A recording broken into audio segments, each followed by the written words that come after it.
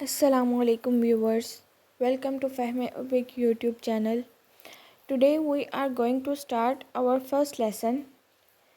Basically this lesson is about how we question in Arabic.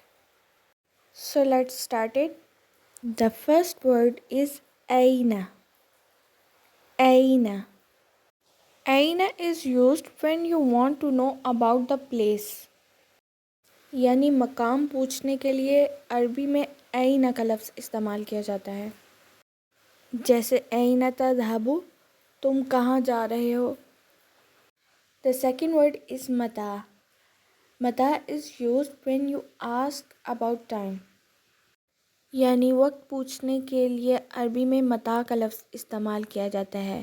جیسے متى تذهبو، تم کب جاؤ گے. متى تذهبو، تم کب جاؤ گے.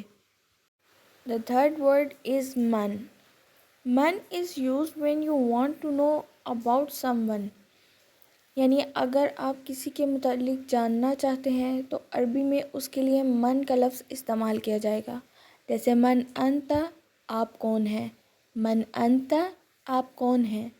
Next words are ماذا، ما، هل.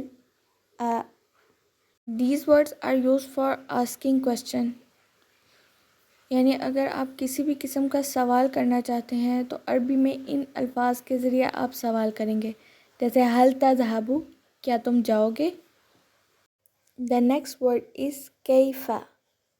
کیف. When you want to know about someone's mood or temperament, this word will be used. یعنی آپ کسی کا مزاج دریافت کرنا چاہ رہے ہیں تو اس کے لیے عربی میں کیف کا لفظ استعمال کیا جائے گا. جیسے کیف حالک، آپ کیسے ہیں. کیف حالک، آپ کا حال کیسا ہے، آپ کا مزاج کیسا ہے. The next word is لما. We use this word when we want to know about some reasons. وجوہات معلوم کرنے کے لیے عربی میں لما کا لفظ استعمال کیا جاتا ہے. جیسے لما تذهب، تم کیوں جا رہے ہو. The next word is even.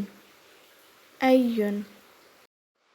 Even comes when you have to choose some things or prefer to only one thing.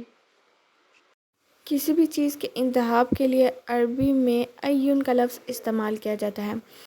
جیسے ای لغۃ ہی الافضل.